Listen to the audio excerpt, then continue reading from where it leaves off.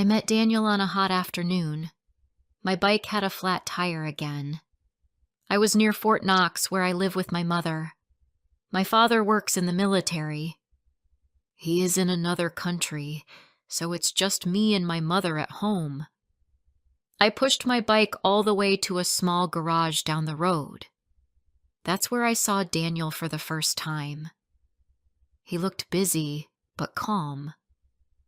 He was working on a car, but he stopped when he saw me. He took my bike and fixed the tire without saying much. I remember thinking he was quiet, but his face was kind. After he fixed it, I tried to pay him, but he didn't take any money. He just said I looked tired and should go home and rest. It was a short moment, but it stayed with me. After that day, I started seeing him more. Sometimes I had a reason, like a bike problem. Other times I just walked past the garage to say hello. He never asked why I came. He never looked angry. He would just sit outside, drink tea, and talk with me. He told me about his work. He said he lived alone and had no family in town. I told him about my life at home. He listened. He didn't talk over me or try to give advice. He just listened in a way that felt real. I had never felt that before. I felt like I could say anything. With him, I felt calm. I looked forward to seeing him every week. Daniel was older than me. He was 33. I am 21.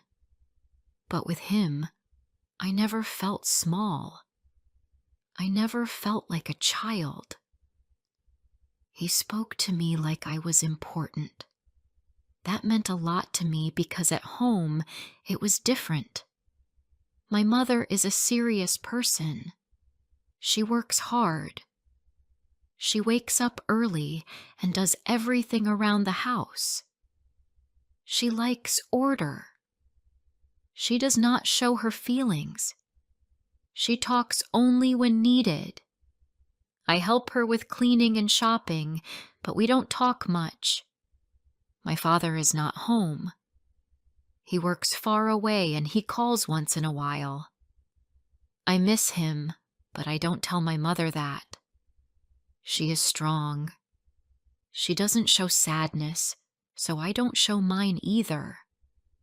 After a few months, I decided to tell her about Daniel. I thought it was the right thing to do. I didn't want to hide anything. One evening while she was cooking, I told her I was seeing someone. I said his name was Daniel. I said he was kind and worked at a garage. I didn't hide his age. I told her he was 33. She didn't ask much. She just said no. She told me to stop seeing him. She said he was too old. She said this was not love. She said I was too young to understand what I was doing. I didn't know what to say.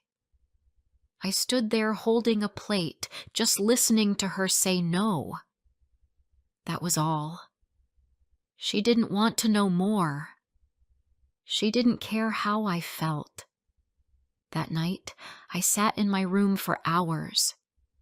I didn't cry, but my chest felt heavy. I told Daniel what happened. He said he understood. He didn't blame her.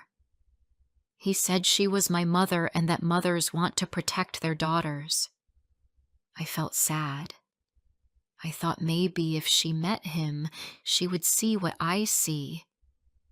I asked him if he would come to our house. He said yes. He came on a Sunday. He wore a nice shirt and brought flowers. He looked nervous but calm. My mother sat on the sofa and listened to him speak. He told her he worked hard. He said I was a good person and that he respected me. He said he had no bad plans. He just liked being with me. My mother didn't smile. She didn't ask much. After some minutes, she stood up and thanked him for coming. That was all. When he left, I felt cold inside. After he left, I asked her why she didn't even try to get to know him. She just said she knew this was not right. She said she could see it. I told her she didn't know him. She said she didn't need to. She said she knew me. She said this would bring pain, not joy. Then she walked away. From that day, things at home changed. She stopped waiting for me at dinner. She didn't ask where I was. She didn't speak much. The house was quiet and not in a peaceful way. I kept seeing Daniel. He didn't ask me to fight with my mother. He didn't speak badly about her. He just looked tired. I could see it in his eyes. He said he didn't want to hurt me.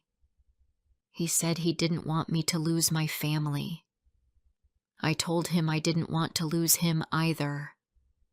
He smiled a little and said that love is not always easy. I knew what he meant. He was pulling away.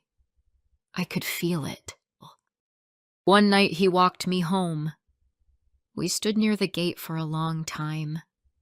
He looked at the road, then at me. He didn't say much, but I knew. I knew he was saying goodbye. He didn't want to be the reason I lost my mother. He cared, so he stepped back.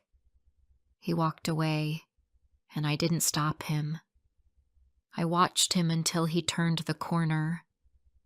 When I walked into the house, my mother was sitting at the table. She looked up at me and asked if it was over. I didn't answer right away. I just stood there. Then I said yes. I went to my room, lay down on the bed, and looked at the ceiling. I didn't cry. I didn't sleep. I just stayed still and quiet for the rest of the night. Before I share the rest of my story, I need to know, where are you listening from? Knowing someone hears me, understands me, gives me strength. After Daniel walked away, I tried to return to normal life, but something had changed in me. The days felt longer. My room felt smaller. Even the quiet in the house sounded louder than before.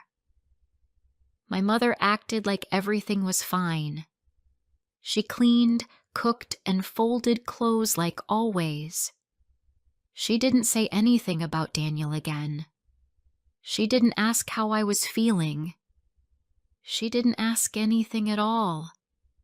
She just acted like it never happened. But I felt it inside me all the time. Each morning I helped her in the kitchen. I washed the dishes while she made breakfast. We didn't talk. She gave me a task, and I did it. Sometimes I wanted to say something about Daniel, about how I missed him, but the words never came. I didn't know how to speak to her anymore. It felt like we were two people living in the same home, but in two very different worlds. When I walked to the store or past the garage, I looked for Daniel. Sometimes I thought I saw him from far away. My heart would jump, and I would stop walking. But most of the time, it wasn't him. Or maybe he saw me, but didn't say anything. I didn't know. I didn't go near the garage anymore. It felt wrong, even though I wanted to. I didn't want to make things worse at home. I didn't want to break the small peace I had with my mother. But the truth was, I thought about him every day. I remembered small things, how he used to fix my bike without asking questions, how he made tea with too much sugar, how he let me talk without rushing me. He never tried to make big promises. He just made me feel safe. It wasn't perfect, but it was honest. I missed that. And I missed who I was when I was with him. I felt seen. At home, I was just someone who followed rules. My friends didn't know much. I didn't tell them the whole story. I just said that I stopped seeing someone because my mother didn't approve. Some of them said I should have fought harder. Others said it was better to listen to my mother. But none of them really understood. They didn't grow up in my home. They didn't know my mother. She was not a bad person. She just had her own way. Her love was quiet. She showed care with clean clothes and hot meals, not with soft words or long talks. Some days I stayed inside all day. I cleaned the floor, washed clothes, and folded towels. I did these things because I didn't know what else to do. I stopped reading books. I didn't play music anymore. I didn't go out unless I had to. It was like I was waiting for something, but I didn't know what. I just knew that something inside me was tired. I didn't feel strong like before. I felt small again. Weeks passed like this. My father called once. He spoke to my mother for a long time. Then she gave me the phone. He asked how I was. I said I was fine. He told me he was proud of me. I said thank you. That was all. I wanted to tell him everything, but I couldn't. I didn't know how to start, so I stayed quiet. When I gave the phone back to my mother, she didn't say anything. She just hung up and went back to folding clothes. One evening, I was standing near the window. The sun was low, and the sky looked orange. I saw a couple walking down the street. They were laughing. The woman held the man's arm, and he looked at her like she was the only person in the world. I watched them until they turned the corner. Then I sat down on the floor and stayed there. I didn't cry. I just sat and listened to the sound of nothing. Later that week, my mother asked me to go to the store. I walked there slowly. I passed the garage but didn't look inside. I didn't want to feel that pain again. But as I walked past, I heard someone say my name. I turned and saw Daniel standing near the garage door. He looked the same, but also different. He looked tired, like he hadn't slept well. I stopped, but I didn't move closer. He didn't walk toward me either. He just looked at me and gave a small wave. I waved back. Then I turned and walked away. I didn't go into the store. I walked around for a while before going home. That night I couldn't sleep. I kept thinking about his face. He didn't look angry. He didn't look sad. He just looked like someone who missed someone else. I wanted to talk to him, just once, to say thank you, but I didn't know if it would help or make things harder. So I stayed in bed and waited for the night to end. After that day, I didn't see him again. Maybe he left. Maybe he found someone new. I never asked. I didn't want to know. I needed to move on, even if it was slow. I started going out again. I walked in the park. I watched the birds and the trees. I sat on benches and tried to feel normal again. Slowly, my days became a little easier. I still thought of him, but not every hour. Sometimes a whole morning would pass before his name came into my head. One day, my mother and I were in the kitchen again. We were both quiet. Then she said, without looking at me, "You did the right thing." I didn't answer. I didn't know what to say. Maybe she was right. Maybe I would never know. But I felt something inside me. Not peace, not joy, just a soft pain that I could live with. I finished washing the dishes and went to my room. That night, I looked in the mirror. My face looked the same, but I felt older. I had lost something, but I also felt like I understood myself more. Love is not always enough.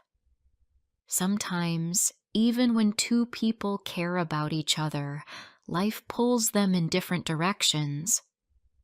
And sometimes, even if it hurts, we choose family. Not because it is easy, but because it is a kind of love too. Some months passed. The seasons began to change. The air was cooler in the mornings, and the sky turned gray more often. The trees outside lost their leaves one by one. At first, I thought life would feel normal again. I tried to follow the same steps every day. I helped my mother with housework. I went to the market when she asked. I walked in the park when I felt too full inside. I didn't speak about Daniel. I didn't think about him all the time like before. But I still remembered. Not like a fresh wound, but like an old photo in the back of a drawer. It was there. It didn't hurt the same way, but it was still part of me. One afternoon, I was sitting on a bench in the park. It was quiet. There were a few children running around and some people walking their dogs. I sat still and watched the wind move the grass. It was simple, but for the first time in weeks, I felt calm. I didn't think of what I had lost. I didn't think of what I could have had. I just sat with the silence. I stayed there until the sun started to go down. When I got up to walk home, I felt a little lighter. At home, my mother had made soup. She didn't say much, but she had placed a bowl on the table for me. We sat together and ate in silence. There were no big words between us, but the small actions began to speak more than her old rules ever could. She didn't ask where I had been. She didn't say I should do more or be different. She just let me sit with her, and that was something. Later that night, I looked through some old photos on my phone. I saw one of Daniel and me. It was from far away. He had taken it when I was drinking tea and laughing about something. I didn't delete the photo. I didn't open it either. I just let it sit there in the gallery like everything else I had saved over the years. I didn't want to remove him from my life. I only wanted to carry him quietly, like a memory I could respect. The next morning, I woke up early and made breakfast. My mother walked in while I was placing eggs on the plate. She looked surprised but didn't say anything. She sat down, and I joined her. It was the first time in a long while that I had cooked something for her. We ate slowly. I didn't talk, and neither did she, but something felt different. She poured me tea and placed the cup in front of me. That one small act said more than any long talk could have. Some days later, I decided to go to the other side of town. I didn't have a reason. I just wanted to see something new. I got on the bus and looked out the window the whole ride. The houses looked different there. The streets were busy. There were families walking together, small shops, and loud music from passing cars. It was a new view, and I liked that. I walked into a small store and bought a notebook. Not to write about pain, not to keep letters. Just something simple. I didn't even open it that day. But it felt good to hold something that was just mine. After that trip, I started taking small steps again. I applied to a local job that needed help at a repair shop. Nothing big. Just cleaning and taking phone calls. It wasn't far from home, and I thought my mother would feel okay about it. She didn't say much when I told her. She only asked if I needed help with my clothes. That was her way of saying yes. The new routine gave me something steady. I didn't think about the past as much during the day. I stayed busy, I met a few kind people, and I learned small things about the work. I was quiet most of the time, but I started to laugh more. Not the loud laugh I had with Daniel, but something softer. I was becoming part of the world again, little by little. Sometimes I still passed the road where the garage was. The building was there, but the doors stayed shut. I don't know if Daniel left or just worked different hours. I never tried to find out. I didn't need to see him anymore. I had already said goodbye in the way I needed to. Not with words, but with the choices I made afterward. With the way I lived my days without anger. One evening, my mother came into my room while I was folding clothes. She stood at the door for a moment. Then she sat on the edge of the bed. She looked at the window and said very quietly that she hoped I wasn't unhappy. I didn't know what to say. I just looked at her. Then I said I was okay. Not great, not full of joy, but okay. And that was true. She didn't say more. She just nodded and got up. But that moment stayed with me. It was the first time she had shown any sign that she worried about how I felt. It wasn't much, but it mattered. We didn't need to agree on everything. We didn't need to speak all our feelings. But I could see now that she loved me in her own way, even if it was quiet and hard. I never stopped missing what I had with Daniel, but I stopped wishing to go back. I knew that if we had stayed together, the fight at home would have grown louder. The silence between my mother and me might have turned into something cold and permanent. Maybe love is not always about holding on. Maybe sometimes love is also about letting go before everything breaks. Now when I think of him, I feel sad, but I also feel grateful. I don't carry anger in my heart. Just a quiet thanks. He showed me something true, even for a short time. And I think he let go not because he didn't care, but because he cared too much to make things worse for me.